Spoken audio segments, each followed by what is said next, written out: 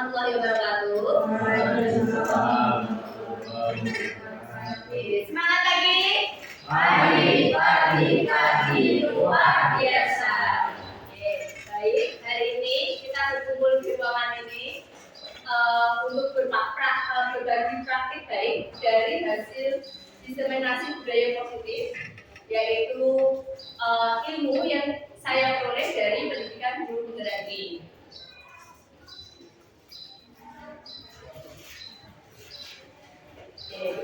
Tentang saya, tidak usah saya lanjutkan ya. Saya guru prakarya di SMA Negeri 6 Salatiga. Bapak Ibu guru sudah mengenal saya, begitu ya. Dari Bapak Ibu guru yang lama sama calon mahasiswa PPL IAIN, calon guru yang untuk mencerdaskan masa depan anak-anak, seperti itu. Baik, sebelum memulai praktik baik diseminasi budaya positif ini, saya mau bertanya sama Bapak Ibu, baik yang guru sudah lama maupun yang calon guru nantinya, yang sekarang sedang melihat, mempraktikkan bersama murid di SMA Negeri 6 Salatiga, gitu ya. Yang pertama, pemberian hukuman dapat mendisiplinkan murid. Apakah benar? Benar, oke. Kemudian, apakah setuju Bapak Ibu? Setuju. Yang kedua, pemberian hadiah meningkatkan prestasi murid. Setuju? Ada yang tidak? Ada yang coba yang setuju? Angkat tangan. Yang tidak setuju? Oke, ini berarti paham ya? Bisa ya, bisa enggak? Oke, baik. Yang ketiga, guru harus mampu memberikan solusi setiap murid yang bermasalah. Setuju? Guru berperan sebagai teman bagi murid. Setuju? Baik. Di sini tidak ada yang salah, tidak ada yang benar ya Bapak Ibu. Jadi Bapak Ibu boleh menyampaikan tanggapan aspirasi Bapak Ibu. Tidak ada yang salah dan tidak ada yang benar, ya. Maaf, tidak ada yang paling benar maksudnya. Yang pertama, apa yang budaya positif? Di sini budaya positif merupakan perwujudan nilai-nilai atau keyakinan universal yang kita terapkan di sekolah, baik itu di kelas maupun di lingkungan sekolah lainnya. Kemudian, dengan adanya budaya positif, nantinya akan memberikan fondasi yang kuat untuk mempromosikan perkembangan sosial, emosional, dan akademik murid kita nantinya. Itu tujuan dari adanya budaya positif di sekolah. Oke, dari budaya positif untuk penciptaannya kita perlu 6 konsep inti. Yang pertama, yaitu disiplin positif. Yang kedua, motivasi perilaku manusia. Yang ketiga, keyakinan kelas atau sekolah. Yang keempat, kebutuhan dasar manusia. Yang kelima, posisi kontrol guru. Dan yang keenam, segitiga restitusi. Baik, mungkin Bapak Ibu masih penasaran ya, apa sih itu keenam konsep ini yang harus kita terapkan untuk menciptakan budaya positif di sekolah ini? Oke, yang pertama, bagaimana seorang bisa berubah dari paradigma improvisasi ke teori kontrol. Contoh yang pertama, dari studi prosesor yang pertama, kebutuhan atau realitas kita itu sama. Apakah Ibu merasa sama kebutuhan antara Ibu Nadia dan Ibu Puput sama? Berbeda. Kita akan menuju ke teori kontrol. Jadi realitasnya kebutuhan itu tidak sama atau berbeda-beda. Yang kedua, semua orang melihat hal yang sama. Saya sama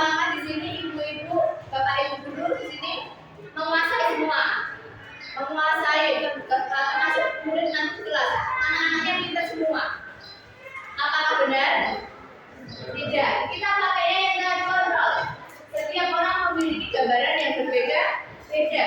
Mungkin Bu Nadia, guru bahasa Jawa, menganggap si A itu kurang pintar, tapi Bu Puput sebagai guru matematika, gambaran si A itu pintar di matematika. Nah, jadi kita tidak boleh menganggap anak itu sama-sama, misal tidak bisa mengikuti pelajaran, sama-sama sering gojek, tidak bisa seperti itu. Kemudian yang ketiga, kita mencoba membuat orang agar berpandangan sama dengan kita. Itu responnya. Bu Anissa, saya ajak, Bu, ayo toh Bu, strategi pembelajaran modern pembelajaran dengan itu bagusnya kayak saya. Itu loh yang pakai istilahnya pakai sticky note, pakai kertas plano, harus seperti itu Bu. Kalau matematika itu bisa seperti itu. Apakah bisa? Tidak. Kita berusaha, kita yang harus berusaha atau memahami pandangan orang lain tentang dunia, karena Bu Anissa merasa, oh ini loh ide saya ini, nantinya saya akan seperti ini. Jadi kita harus menerima. Kemudian yang keempat, perilaku buruk dilihat dari dia sebagai suatu masalah. Ketika murid melakukan satu kesalahan, dia baru Bapak Ibu lihat. Jadi kan sudah langsung anak itu perilakunya dulu. Padahal di belakangnya, semua perilaku memiliki tujuan. Contohnya, dia mencuri barang teman. Jadi kan langsung ini tuh perilaku buruk. Padahal yang dicuri itu dia kembalikan ke teman yang satunya, karena barang bolpen itu punya teman si C. Si A mencuri punyanya si B. Padahal tujuannya dia mencuri bolpen itu, bolpennya si C, dia kembalikan ke si C. Paham sampai sini? Nah, jadi tidak langsung kita, oh kamu itu mencuri itu buruk. Kita ubah. Oke. Kemudian yang kelima, orang lain bisa mengontrol saya. Nah, orang lain bisa mengontrol saya. Teori kontrolnya, hanya Anda yang bisa mengontrol diri Anda, karena setiap orang, setiap manusia, bahkan setiap murid punya kodratnya masing-masing. Nah, kemudian saya bisa mengontrol orang lain. Bu Riana, Bu Yuni itu bisa saya kontrol, bisa saya. Bisa selalu saya kontrol, saya suruh ini, saya suruh ini. Nah, kemudian teori kontrolnya, Anda tidak bisa mengontrol orang lain. Oke. Kemudian pemaksaan Anda pada saat ujian gagal. Nah, jadi kan membujuk murid, Mas, kamu itu harusnya berbuat baik, jangan mencontek. Kemudian karena dia sering mencontek, akhirnya kalau memaksa anak tersebut atau murid tersebut untuk posisi OBC. Nah, jangan seperti itu. Kita masuk ke teori kontrol. Kolaborasi dan konsekuensi menciptakan pilihan-pilihan baru. Kalau dia melakukan seperti itu terus, hasilnya misal, istilahnya misal dia mencontohkan otomatis asesmen yang kita lakukan tertulis. Kita bisa melakukan asesmen lisan. Dia otomatis tidak bisa mencontoh. Nah, kemudian yang terakhir, model berpikir menang dan kalah. Teori kontrolnya, model berpikir menang. Itu lanjut Pak. Oke. Yang pertama, disiplin positif. Nah, di mana ada kemerdekaan, disitulah harus ada disiplin yang kuat. Sungguh pun disiplin itu bersifat self-disiplin, yaitu kita sendiri yang mewajibkan kita dengan sekeras-kerasnya, tetapi itu sama saja. Sebab jikalau kita tidak cakap melakukan self-disiplin, disiplin diri, wajiblah penguasa lain mendidik diri kita. Dan peraturan demikian itulah harus ada di dalam suasana yang merdeka, tidak ada tekanan. Itu dari Ki Hajar Dewan sama. Jadi yang harus kita tekankan adalah disiplin dari diri kita sendiri. Disiplin positif itu dari diri kita sendiri. Baru ketika tidak bisa, butuh bantuan keluarga. Jadi kalau kita di sekolah berarti bantuan kepala sekolah. Kemudian kalau tidak bisa lagi, kita disiplinkan oleh peraturan. Kemudian sebagai seorang pendidik, tujuan kita adalah menciptakan anak-anak atau murid yang memiliki disiplin diri, sehingga mereka bisa berperilaku dengan mengacu pada nilai-nilai kebajikan universal dan memiliki motivasi intrinsik, bukan ekstrinsik.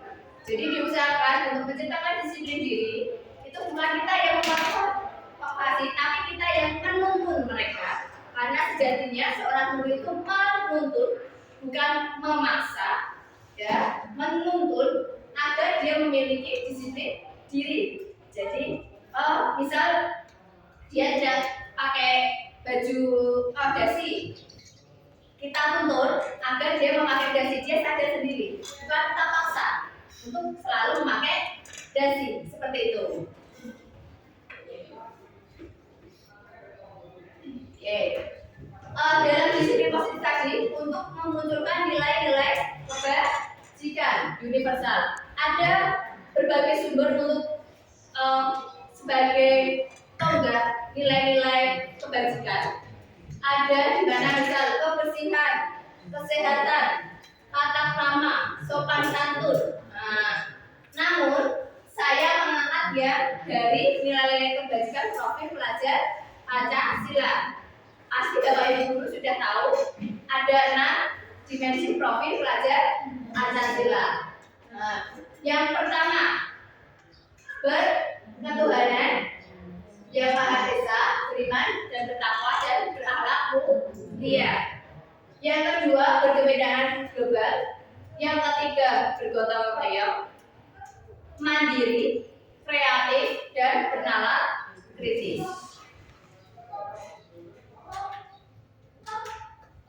Nah, dari nilai-nilai kebajikan nantinya dari disiplin positif nantinya ada memunculkan motivasi perilaku manusia. Yang pertama, menghindari ketidaknyamanan atau hukuman. Jangan sampai nanti anak ketika Bapak Ibu disiplinkan itu nanti berakhir ini menghindari ketidaknyamanan atau hukuman. Saya jamnya Pak Ruri, daripada saya kena hukuman, saya tak pinjam pewarna dari kelas lain dulu lah. Itu motivasi memang berasal dari dirinya, tapi dia menghindari ketidaknyamanan atau hukuman. Karena kalau Pak Ruri tahu anaknya tidak membawa pewarna, otomatis Pak Ruri akan memberi hukuman. Kemudian yang kedua, mendapat imbalan atau penghargaan. Jangan sampai motivasi anak untuk disiplin itu hanya untuk mendapatkan imbalan atau penghargaan. Anak sejatinya seperti itu ya, karena kita pun juga seperti itu. Namun jangan selalu untuk mendapatkan imbalan atau penghargaan. Misal, nanti ada kuis 10, yang dapat 100 saya kasih 1000, atau saya kasih es krim di kantin. Mungkin sekali 2 kali tidak apa-apa, tapi nanti kalau keseringan akan menghasilkan anak-anak yang aku berarti butuh yang 100 apapun caranya dia untuk mendapatkan sebuah es krim dari kantin. Kemudian yang kita inginkan itu yang motivasi ketiga, yaitu menghargai diri dan menjadi orang yang mereka inginkan.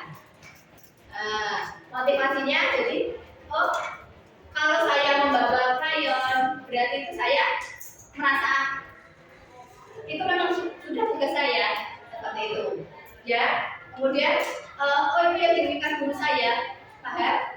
Jadi bukan karena nanti dapat hukuman atau nanti dapat es krim, seperti itu.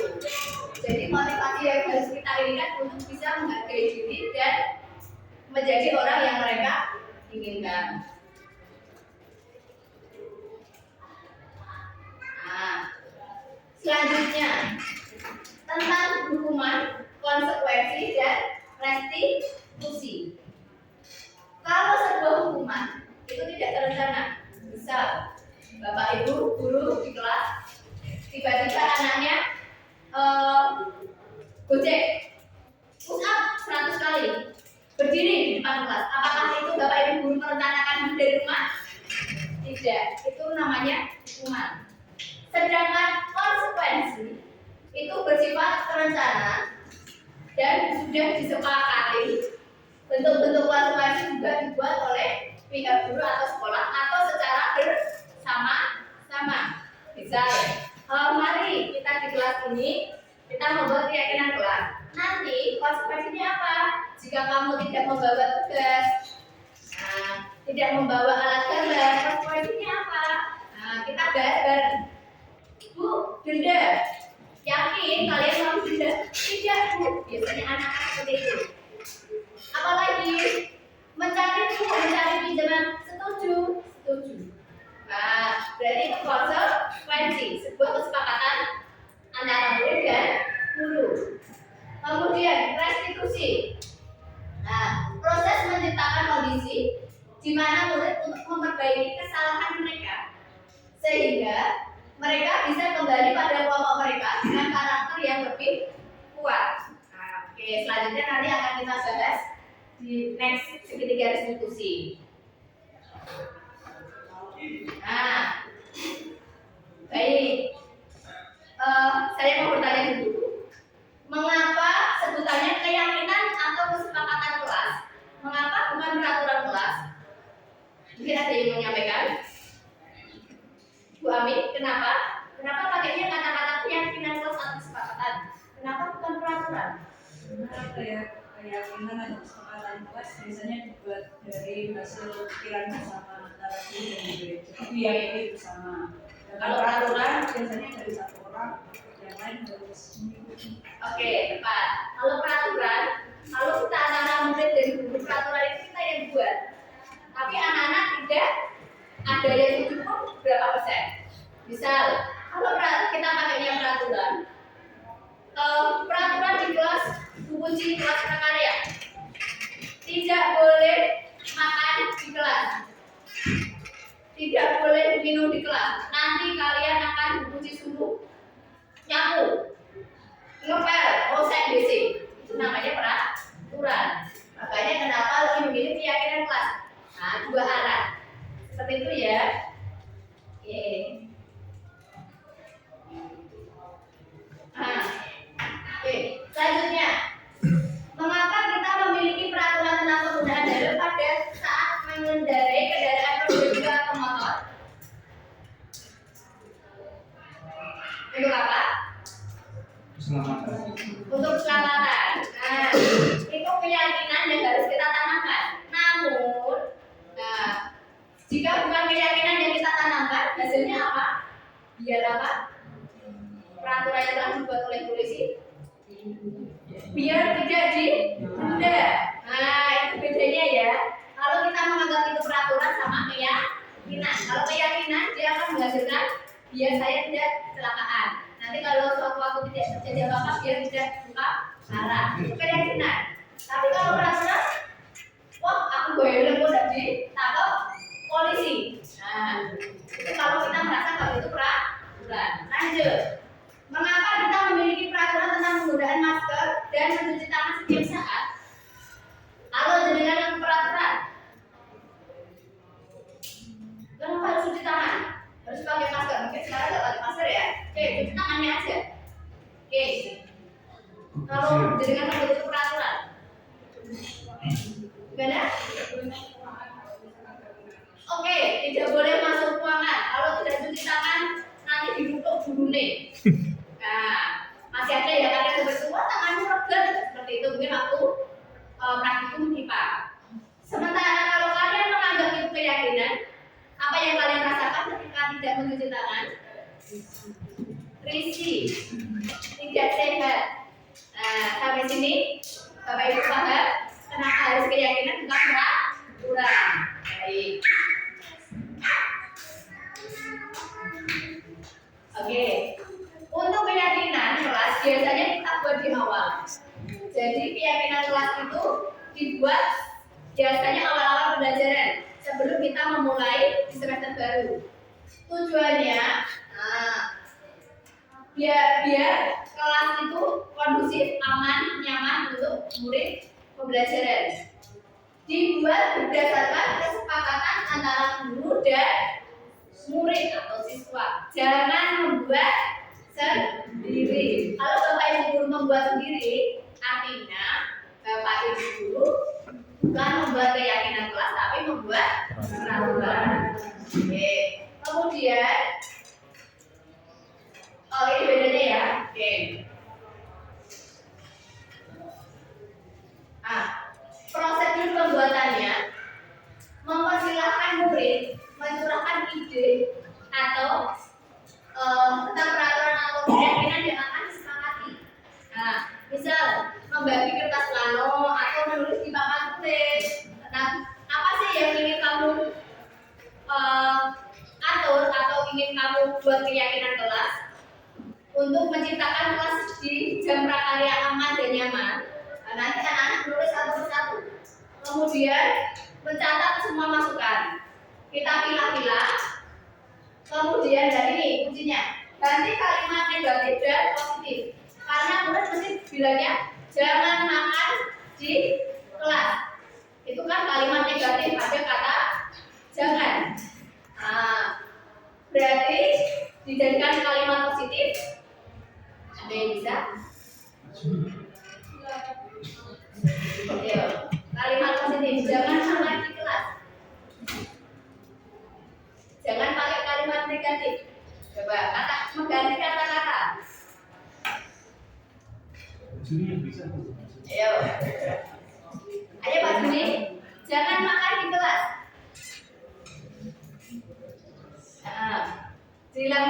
Menghilangkan jangannya. Menjadi kalimat positif.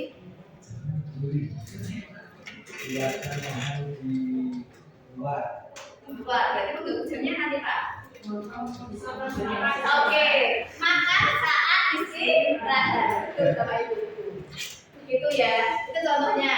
Kemudian jangan minum di kelas. Kalau minum kira-kira boleh nggak Bapak Ibu? Boleh. Berarti kita ganti apa? Boleh minum. Terus ada tambahannya? Izin dari guru. Oke, dapat izin dari guru. Nanti akan menciptakan suatu keyakinan apa? Kalau dia izin, boleh minum tapi izin. Berarti nilai-nilai kebajikan apa yang dia timbulkan? Menghargai. Bisa. Terus dia izin dulu, Bu, saya mau minum dulu. Boleh. Berarti apa? Disiplin. Jujur. Karena dia izin. Sopan santun. Itu yang kita harapkan dari keyakinan kelas. Jadi tidak hanya sekedar kita membuat keyakinan atau peraturan yang kita sepakati itu juga gitu ya, bersama-sama. Kemudian ditinjau kembali, pasti dalam satu kelas itu banyak yang sama. Kemudian cari 3 sampai 7 keyakinan saja, nggak usah banyak. Nah, nanti menghasilkan nilai-nilai kebajikan itu juga 3 sampai 7. Misal tadi makan saat istirahat. Nah, itu berarti nanti nilai kebajikannya 1, disiplin. Tidak hanya disiplin saat makan, tapi disiplin juga saat mengerjakan tugas. Itu nilai yang ingin kita ambil. Kemudian, ini yang penting juga. Nanti setelah itu meskipun kamu Bapak Ibu guru menggunakan papan tulis atau kertas plano, ditandatangani oleh seluruh murid di kelas. Setelah itu boleh didokumentasikan atau jika menggunakan kertas plano itu langsung bisa ditempel di kelas itu biar anak selalu mengingat. Kemudian yang terakhir ya, ditempel di kelas biar anak itu selalu mengingat apa yang menjadi keyakinan mereka bersama, bukan hanya keyakinan gurunya saja atau peraturan yang berasal dari gurunya.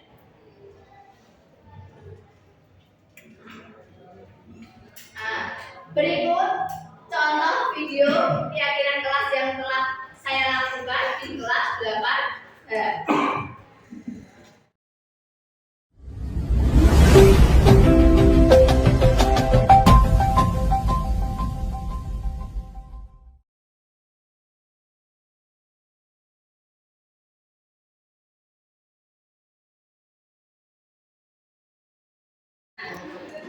Ada yang tahu tujuan dari keyakinan kelas?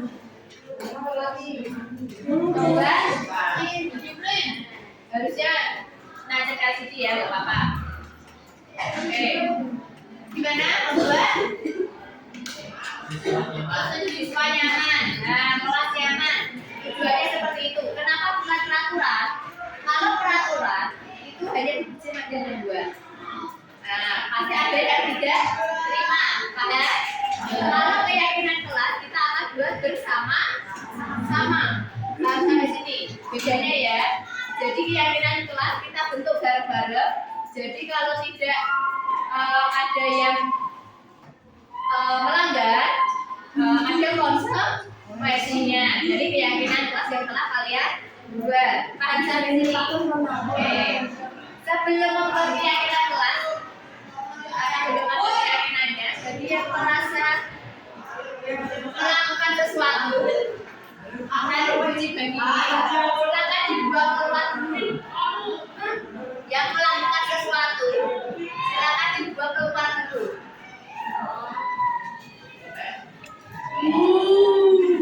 Oke, kita lanjutkan. Bu Putri nggak menyebutkan nama sepatu ya, kalian yang tengok ke teman kalian sendiri. Oke, silakan nanti diisi satu saja keyakinan kelas apa di jam prakarya yang akan kalian gunakan sebagai acuan selama 1 semester di kelas yang diuji. Silakan. Oke, nanti kalau sudah diisi nanti ada instruksi, silakan nanti ditambah ke depan. Satu saja.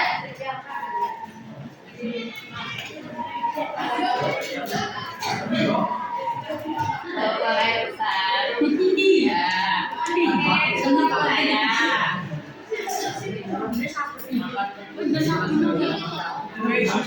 Silakan diisi satu saja. Satu.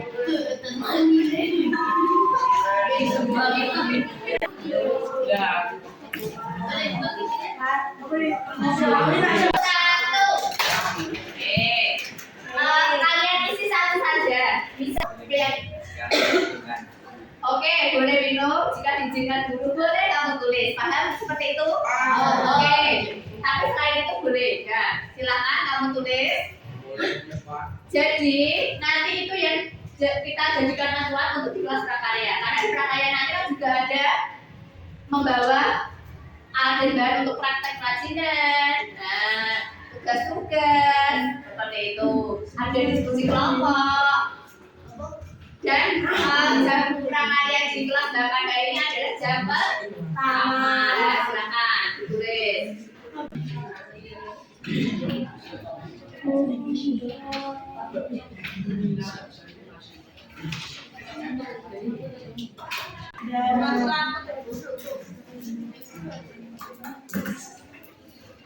Yang sering kamu lakukan langgar di kelas, pertama ngapel pas jam mata pelajaran ya.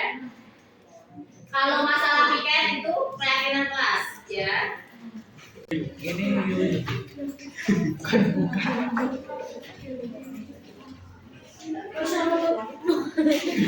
Anis lagi. Yuk, satu persatu silakan tempel ke sini. Ya. Tidak nyampe, oke. Ya nanti kita bikin oke, garisnya. Oke.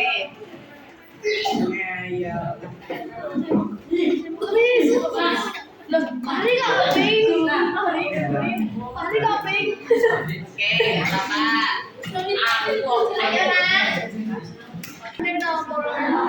Oke, garisnya sini ya. Oke, ditata aja. Oh, pink betul. Oke, garisnya nama Oke,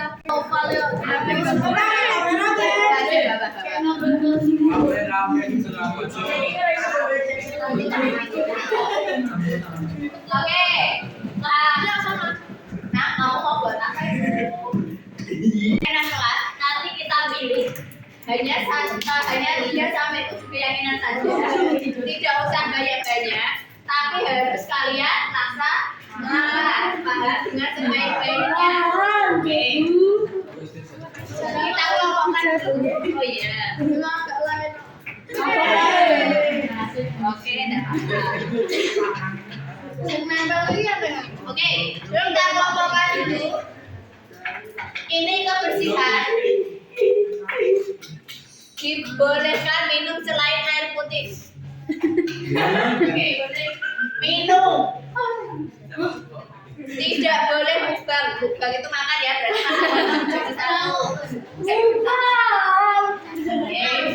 selalu mengerjakan tugas yang diberikan tentang tugas, mendengarkan guru. Oke, ini tentang apa berarti kalau mendengarkan nilai apa yang akan baik, kalau kebersihan, ya kebersihan. Mengerjakan tugas berarti bertanggung jawab, terus kewajiban. Nilai yang akan kalian dapatkan, kalian bertanggung jawab, terus disiplin. Nah, boleh minum jika guru mengizinkan. Oleh kita masuk ya kesehatan. Membawa peralatan yang dibawa saat pelajaran prakarya. Nah, ini berarti juga disiplin, bertanggung jawab. Tidak boleh berbicara saat ada yang berbicara di depan. Mendengarkan dulu jadi satu ya. Oke. Menciptakan suasana aman dan nyaman. Berarti ini kelasnya. Masuk ke saling menghargai. Oke. Tidak boleh membolos mapel prakarya. Kedisiplinan. Boleh minum, oke. Minum ya. Jika sudah diizinkan. Masuk kelas. Masuk kelas berarti ini sama ya. Minumnya yang sebelumnya minum. Ya, minumnya ada itu. Oh ini ya. Oh iya sini, oke. Orang lab malam 5.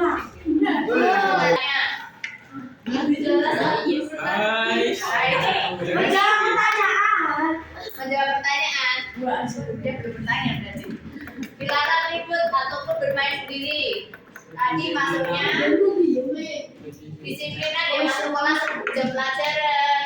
Tidak boleh membolos. Oke. Oh maksudnya ini ya. Dilarang ribut. Oke. Tidak boleh makan maksudnya ke kesehatan. Boleh minum jika sudah diizinkan. Tidak boleh berkata kasar, tidak sopan saat pembelajaran menghargai.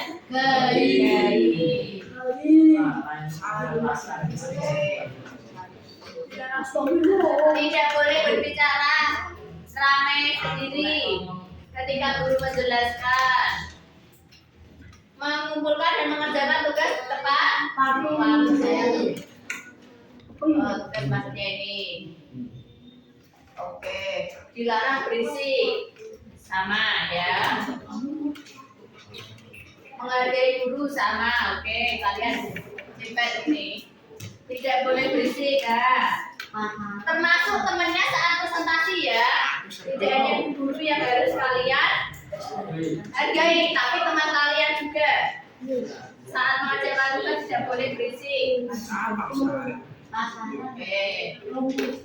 Tidak boleh makan saat pelajaran. Tidak boleh makan di kelas saat pelajaran. Oke. Kita simpulkan keyakinan kelas dengan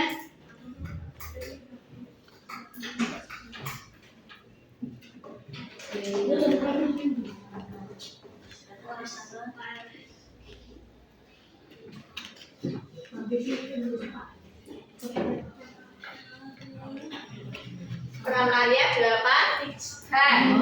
Oke. Yang pertama. Tadi apa? Apa tadi? Apa tadi? Yang pertama, mendengarkan guru menciptakan suasana persamaan, berarti mendengarkan teman saat presentasi apa? Menghargai Oke. Menghargai sesama ya. Nomor 2 sudah diberikan, berarti apa? Disiplin. Bertanggung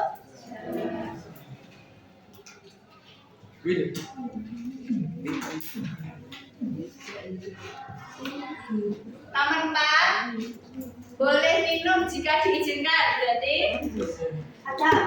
Apa? Ada. Selain ada, tata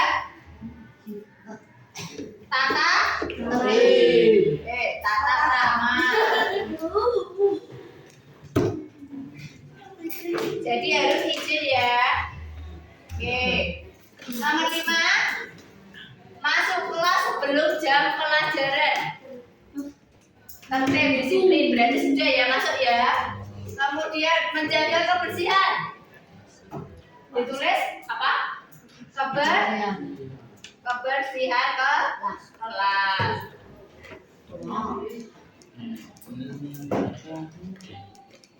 Oke, menghargai sesama. Sudah menghargai kelas 8 ya? Disiplin hari ini tadi masih ada yang belum. Oke, dari menghargai sesama nantinya.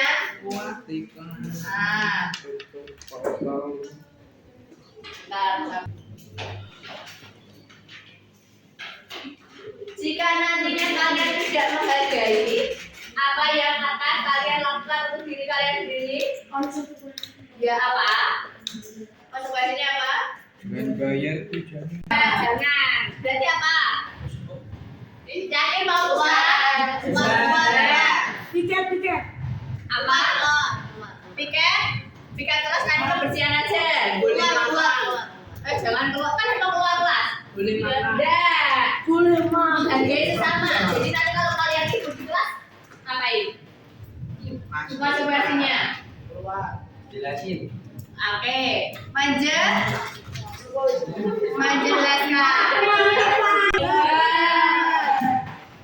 Oke, selain menjelaskan. Nanti keluar. Oh, kalau keluar nanti kalian malah main. Apa? Ada apa tuh? Ayo. Kalau tidak menghargai temannya atau memuji, apa yang akan kalian lakukan? Maju minta maaf sama yang tidak dihargai. Setuju? Minta maaf ya. Disiplin. Membawa peralatan jika tidak disiplin. Membuat. Oh, setuju? Oke, yang setuju apa? Bareng-bareng.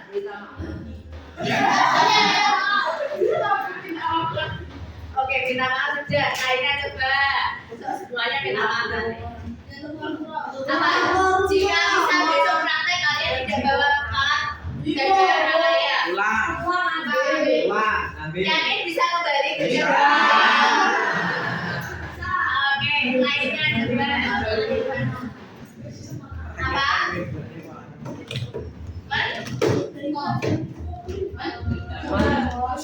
Kalau kalian nggak tahu ya? Mencoba mencari, setuju? Oke. Kemudian bertanggung jawab. Terutama bertanggung jawab terhadap dirinya sendiri. Yang tidak bertanggung jawab, konsekuensinya apa? Rusak WC. Setuju. Ayo bisa. Oke, puji mantan kalian. Yang penting ini konsekuensi di luar kelas ya. Ada tata krama tadi yang tidak asal minum, bisa di depannya Jadi ada minuman langsung diminum tanpa izin. Minta maaf. Oke, minta maaf. Mau tidak? Setuju minta maaf? Yang terakhir, keyakinan Pasko bersiap kelas. Yang juga kelasnya, oke, piket. Piket meskipun yang piket bukan kamu ya, bisa di bawahnya merah kotor. Berarti yang harus bersih siapa? Merah ya, harus piket berarti merah. Masuk sampai sini, setuju? Oke. Dan ini keyakinan kelas ini. Nah, kalau kalian setuju,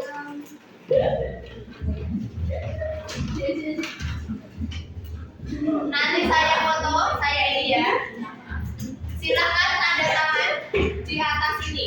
1 per 1. Garisnya dari ya.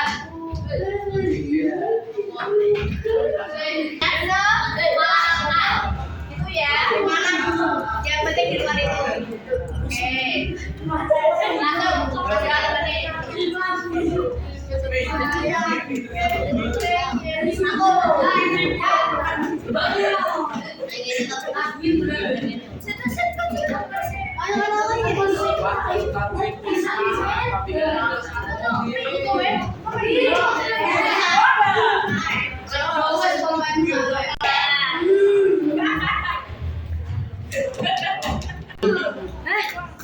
Ada lahir.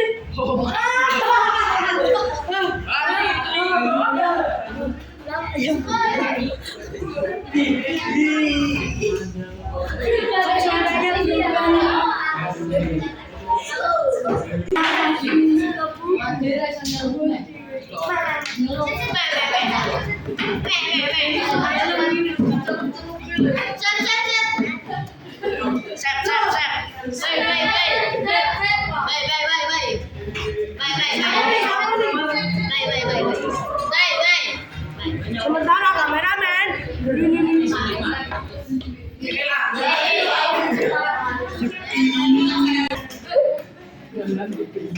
Oke, yang benar.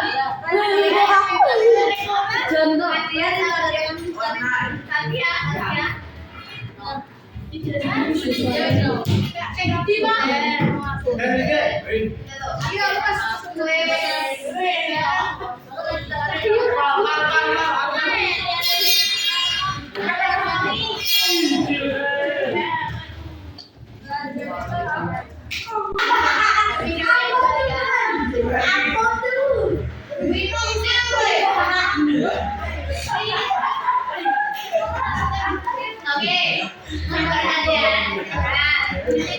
Dari lima keyakinan kelas ini, nantinya silakan target jika kalian melanggar satu persatunya, paham? Oke. Sampai sini berarti artinya kalian sudah setuju dengan keyakinan kelas prakarya kita, paham ya? Nanti kalau minggu depan kita praktek, kalian bawa alat dan bahan, kalian harus mencari caranya, mencoba mencari atau pinjam ya silakan. Mudah. Yang penting kalian harus menerapkan kedisiplinan, paham? Menghargai sesama, bertanggung jawab, ada tata krama. Ini bisa sopan santun maksudnya ya. Kemudian kebersihan kelas. Baik. Keyakinan kelas 8 cukup sekian. Terima kasih. Oke. Terima kasih atas partisipasi kalian dan terima kasih atas keyakinan kelas yang kalian buat. Mari kita lanjutkan pembelajaran prakarya hari ini. Oke.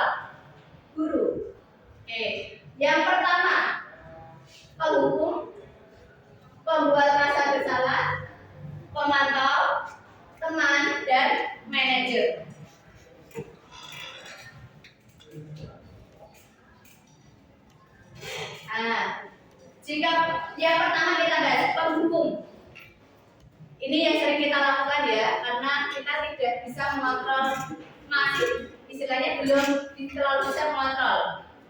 Pasti Bapak Ibu guru calon guru ini juga sudah melakukannya ya, beberapa bulan di SMP 6 ya. Apalagi Bapak Ibu guru ya sudah lama, pasti sudah sering melakukan. Membanting, menunjuk, berkata bina, membentak, hukuman fisik atau verbal. Kamu tidak mengerjakan tugas, silahkan keluar kelas, nyapu kelas sampai nyapu halaman sampai fisik. Itu termasuk hukuman fisik. Berarti kita sebagai guru, sebagai penghukum. Nah, dampaknya anak yang tidak terima dia akan dendam. Kemudian tidak akan menyukai guru mapel tertentu. Ya nggak Bapak Ibu? Ya, pertama kita Bu Yuni habis hukuman, saya nggak suka sama Bu Yuni. Dan kenapa? Dan kemarin saya disuruh 100 kali karena tidak membawa buku matematika. Nah, itu yang harus kita saling belajar mulai saat ini. Meskipun butuh proses ya, karena memang buku itu gampang banget, enak banget ya. Langsung ceplos aja langsung melakukan ya istilahnya ya. Tapi memang kita tidak tahu dampaknya ke depan. Kemudian yang kedua, membuat rasa bersalah. Suaranya itu turun. Nah, jangan gitu toh. Nanti kamu kalau tidak piket, kelasmu kotor, Buci nanti ditegur sama kepala. Ini kan ada CCTV. Nah, itu nanti anak akan merasa bersalah, suaranya lembut, nggak bentak-bentak, tapi kan dampaknya membuat siswa merasa bersalah, kemudian rendah diri dan menarik diri. Menarik diri berarti dia akan menjauh dari kita terutama seperti itu ya. Oke, karena aku rasa tidak Bu Nadia sukanya ini yang membuat aku sedih, membuat aku terenyuh seperti itu. Aku gak mau kan, nanti aku dimarahi lagi. Ya, seperti itu.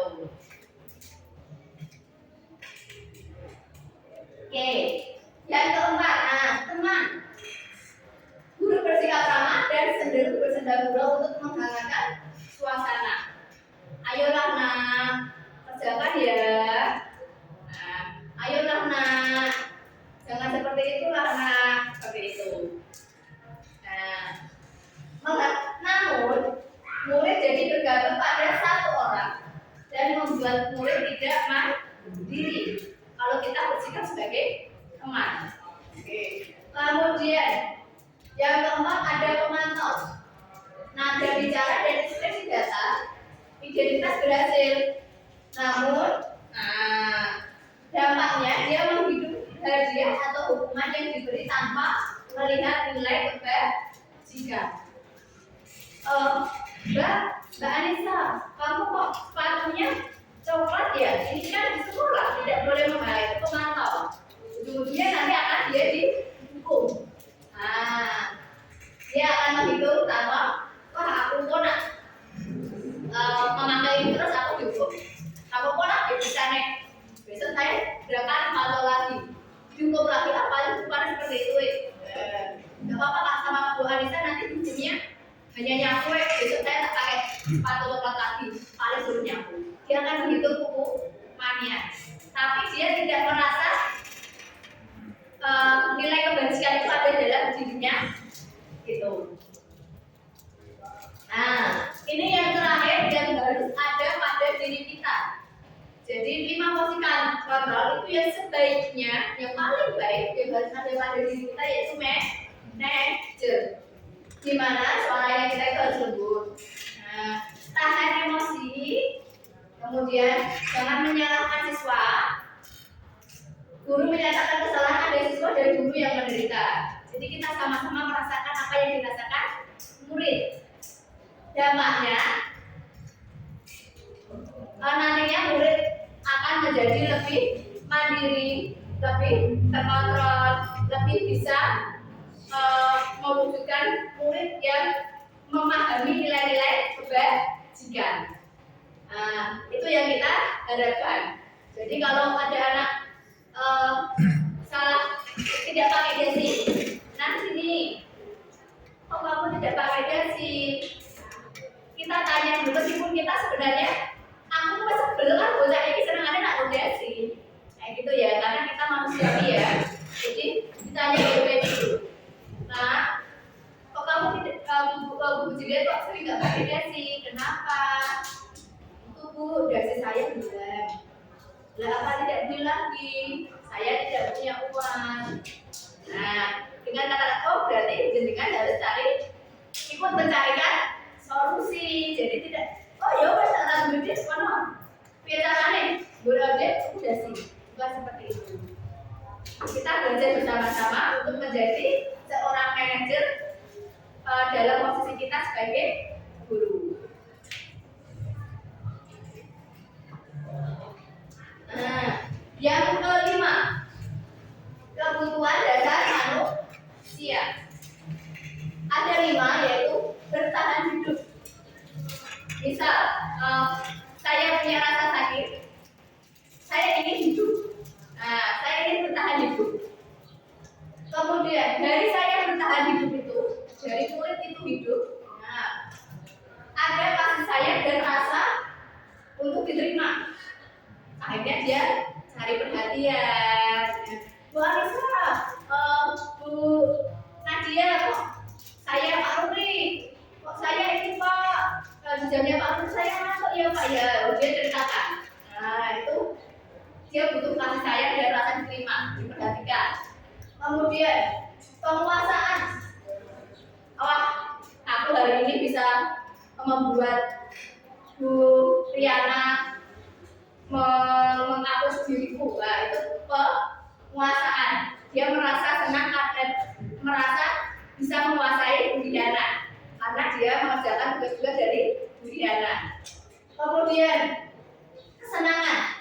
Nah, contoh kesenangan. Wah, saya akhirnya ini belajar dengan Bu Riana itu saya senang. Saya disuruh ini, saya senang.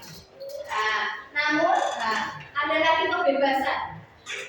Contohnya kemarin waktu saya mengajar, ada beberapa anak yang namanya di kelas itu kan tidak sama ya anaknya ya pribadinya. Ada 1-2 anak dia butuh kebebasan di jam pelajaran saya. Itu ngumpet di lemari. Masuk ke lemari, memang anaknya kecil. Masuk ke lemari yang nutup temannya. Nah, dia butuh kebebasan. Namun saya jengkel awalnya. Itu anak mati nanti yang salah siapa karena tutup ya lemarinya ya. Saya tahan dulu, usahakan. Oh iya, saya harus menjadi seorang manajer, bukan penghukum. Kalau penghukum saya langsung hukum ya, namanya yang tutup itu termasuk yang masuk. Nah itu temannya keluarin dulu. Sebenarnya saya pribadi juga emosi ya kalau kita lagi menjelaskan atau lagi menilai anak-anak lainnya, murid-murid lainnya, tiba-tiba ada yang butuh kebebasan. Nah, kalau memang anak-anak itu butuh kebebasan, kita istilahnya jembatani dengan SBG salah satunya. Jadi nanti kalau di kelas, kalau dulu saya merasa SBG itu hanya untuk anak-anak TK atau SD, SMP atau bahkan SMA nggak butuh SBG. Ternyata dalam kurikulum Merdeka menurut Ki Hajar Dewantara itu salah satu untuk membuat anak bebas itu dengan kita SBG. Anak dalam tidak bosan dalam pembelajaran kita. Misal contohnya seperti ini. Kita kata ya Bapak Ibu, dan ding ding ding, dung dung dung, semangat. Oke. 1, 2, 3. Dan ding ding ding, dung dung dung, semangat. Setelah pembelajaran atau kalau untuk pemasangan saya memasang murid biar mereka fokus ke saya, biasanya saya gini, anak-anak Gojek tepuk 1, mereka akan bertepuk dan akan mengurangi tingkat Gojeknya mereka, otomatis saya bisa menguasai anak tersebut, murid-murid tersebut. Oke. Oke, baik. Yang nomor 1, aku senang main kejar-kejaran dengan ibu guru. Seru, termasuk yang dia kuasai?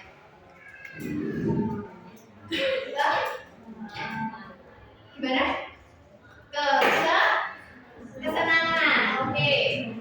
Yang kedua, ibu kejar aku karena ibu sayang sama aku. Contohnya aja dia berbuat kayak itu ada kasus murid nih.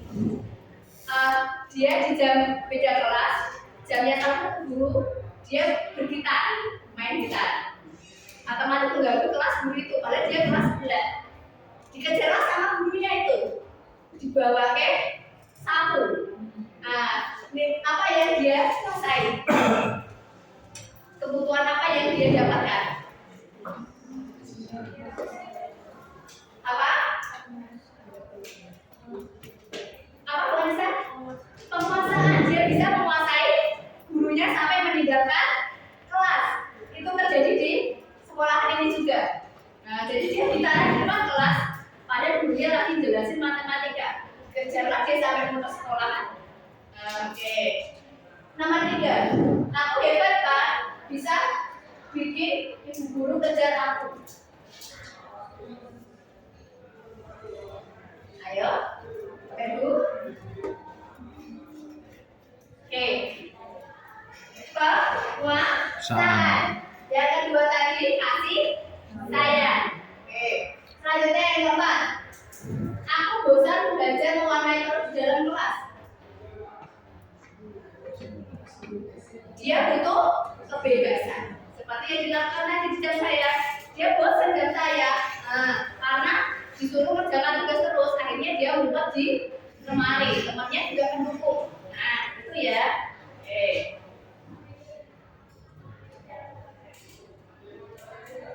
Oke. Dari keenam hal atau konsep inti untuk mewujudkan budaya positif di sekolahan, nantinya kita akan bisa berharap bisa mewujudkan yang namanya dunia berkualitas. Saya contohkan karena di sini Bapak Ibu kan sudah melewati banyak fase ya. Pak Bagas bisa maju ke depan untuk menyatakan dunia berkualitasnya Pak Bagas. Ya. Bagaimana Pak? Saya bacakan aja. Siapakah orang-orang yang paling penting dalam hidup Anda? Keluarga. Nilai-nilai kebajikan apa yang penting dalam hidup Anda? Kejujuran. Kalau Anda menjadi orang yang ideal, karakter atau sifat apa yang Anda paling inginkan pada diri Anda?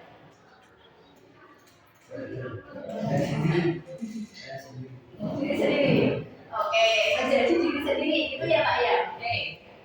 Apa pencapaian Anda yang sangat Anda banggakan sampai saat ini? Damping obat. Bisa di sini Bu. Oh, bisa di sini berikan saya ya. Oke, terima kasih. Apa pekerjaan ideal bagi Anda? Menurut Anda? Psikolog. Guru. Apakah di sini Bapak Ibu guru yang sudah lama merasa guru pekerjaan ideal? Ya. Yang ada banggakan? Ya. Tidak. Berarti Pak Rudi mau jadi apa Pak? Harusnya Pak? Agus. Saya mau jadi dokter tapi bisa hanya bisa gambar sama lulus. Oke. Untuk Bapak Ibu guru calon ibu guru, apakah panjenengan semua menjadi guru itu akan menjadi mahasiswa keguruan? Ya kan guru semua ya. Apakah nantinya guru adalah pekerjaan ideal Anda? Ideal? Ideal? Oke, saya berharapnya ideal ya karena guru itu memang salah satu pekerjaan yang luar biasa. Menurut saya luar biasa, istilahnya apa yang kita dapatkan itu hal-hal luar biasa nantinya jika menjadi seorang guru. Selanjutnya Pak, ceritakan bagian perjalanan hidup Anda di mana Anda merasa itulah titik hidup Anda. Ngapusi anak-anak.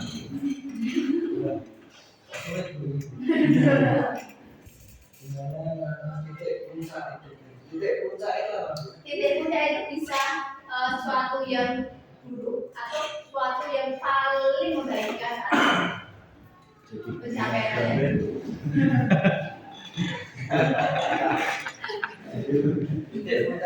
saya itu Lewat Mbak Lala.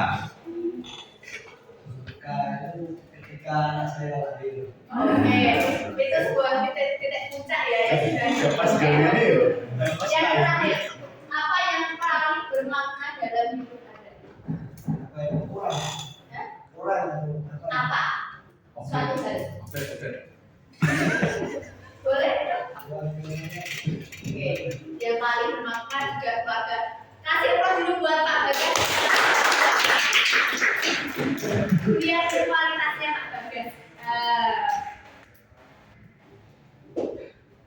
Oke, yang terakhir, untuk menciptakan dunia berkualitas kita lagi, yaitu adanya segitiga restitusi. Yang pertama, menstabilkan identitas. Yang kedua, validasi tindakan yang salah. Dan menanyakan keyakinan. Ini salah satu hal untuk kita menangani murid-murid yang melakukan kesalahan. Nah, kita contohkan. Kasus yang pertama, murid tidak melaksanakan piket kelas sesuai jadwal yang sudah ditentukan. Mungkin ini cenderung ke wali kelas. Sebuah skenario-nya, nah coba Bapak Ibu guru perhatikan. Karena adalah murid 8C, dia tidak melaksanakan piket suatu hari. Karena dia ingin segera bermain dengan teman-temannya dan akhirnya memilih pulang lebih awal. Karena lari dari tanggung jawabnya sebagai murid kelas 8C dan tidak melaksanakan kesepakatan kelas karena piket merupakan salah satu kesepakatan kelas. Yang kita lakukan, kita memanggil skenario-nya karena tahu kenapa butuh dipanggil ke sini. Kita validasi identitas dulu. Tahu Bu, kesalahan apa coba yang telah kamu berbuat? Kita harus tidak boleh marah-marah, berusaha. Oke. Saya tidak piket Bu, saya malah pulang karena saya ingin segera bermain. Karena ini setiap orang pasti pernah melakukan kesalahan. Saya pribadi pun pernah melakukan kesalahan. Nah itu untuk karena agar namun agar terbuka dirinya pasti ada perbaikan diri yang dapat dia lakukan. Ya Bu, akhirnya dia akan memunculkan apa yang dia rasakan. Kalau kita marah-marah langsung pasti dia akan apa? Takut, diam. Nah, kemudian setelah dia menyadari kesalahannya, keyakinan. Nah, baik kalau begitu, lalu keyakinan kelas apa yang telah kamu langgar? Nah, jadi dia akan berpikir, ya Bu, saya tidak disiplin, saya tidak bertanggung jawab, dan seterusnya. Kita tak yakinkan lagi apa yang akan kamu lakukan setelah ini. Jadi kita tidak membentuk anak ini. Kita posisikan juga sebagai manajer dengan sistem segitiga restitusi. Lain kali dia akan berpikir, oh iya, lain kali saya tidak akan lari dari tanggung jawab, saya akan piket di waktu saya piket. Seperti itu. Itu ya contoh yang sudah saya terangkan, berikut videonya. Kalian, kamu tahu nggak ibu dipanggil ke sini? Tahu Bu, Apa? karena saya tulis piket jadi saya kabur dari Setiap orang, setiap murid, atau guru-guru pernah melakukan kesalahan. Itu hal yang wajar. Namun, kamu tahu tidak kenapa kamu kabur dari piket, tidak piket? karena saya sudah merasa capek Bu, jadi saya pengen buru-buru cepat untuk pulang. Bagaimana tindakanmu itu? Karena itu tindakan saya tindakan yang tidak baik karena saya bisa lulus dari piket. Ya, terus keyakinan kelas apa yang kamu langgar yang kamu lakukan itu keyakinan kelasnya apa?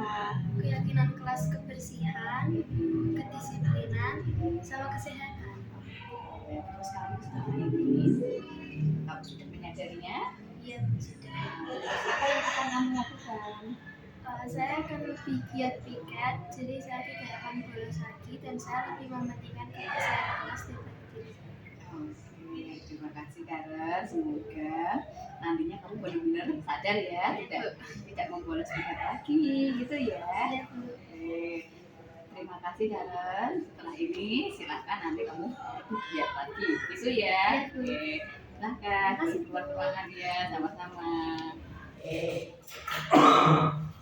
Kemudian contoh yang kasus yang kedua yaitu murid kerja individual saat ada tugas secara kelompok. Ini juga menurut saya ini juga sebuah kesalahan. Nah, nantinya contoh skenario-nya bisa Bapak Ibu dulu baca. Kita intinya tidak boleh marah. Suaranya harus lembut, harus menjadi seorang manajer, tidak boleh sabar dan sabar, misalkan itu. Jadi ketika anak ini dia merasa, wah saya bisa kilometer ini semua kerjakan, tapi nilai-nilai keyakinan atau kebajikan universal yang ada dia tidak bisa timbul apa? Kalau dia melakukan kesalahan seperti itu, kira-kira kalau dia seperti itu terus dalam kelompok dia kerjakan semua, dia tidak bisa apa nantinya di dunia masyarakat, tidak bisa bersosialisasi, kemudian Bisa menolak. tidak bisa menolak, tidak bisa bekerja sama. Nah, jadi kita harus membimbing, menuntun anak tersebut agar bisa bekerja sama teman-temannya, meskipun dia merasa temannya itu tidak bisa mengerjakan apa yang jadi tugas dari guru. Begitu ya Bapak Ibu. Nah, ini contoh videonya. Contoh video segitiga restitusi kasus kedua. Tiara, kamu tahu nggak Bu Puji panggil ke sini kenapa? Tahu, Bu. Iya. Kenapa nak? Saya saat pembelajaran secara berkelompok, saya bekerja sendiri. Oke, setiap individu, setiap orang, setiap murid, bahkan guru pun pernah melakukan kesalahan. Terus seharusnya apa yang kamu lakukan? Saya harus bekerja sama anggota kelompok. Terus bekerja sama, keyakinan kelas apa yang dapat kamu bentuk? Keyakinan kelas solidaritas, Terus kerja sama semua. Oke. Setelah ini kamu menyadari apa yang salah, Ya, kamu akan melakukan apa ke depannya dalam bekerja kelompok? saya akan bekerja sama dan menghargai. Oke, berarti nantinya kamu dalam kelompok bagaimana? Menghargai Oke, terima kasih. Jadi bisa silahkan dilakukan ya nak ya, jangan bekerja sendiri. Oke, terima kasih Ciara boleh meninggalkan ruangan. Nah, baik. Dari pemaparan diseminasi hari ini, kita semua berharap, saya pun berharap kita belajar bersama bagaimana menuntut anak, bagaimana menjadi seorang guru yang mempunyai posisi manajer, bukan penghubung, karena sampai saat ini saya pun masih merasa kadang saya merasa sebagai penghubung, karena itu mudah kita lakukan.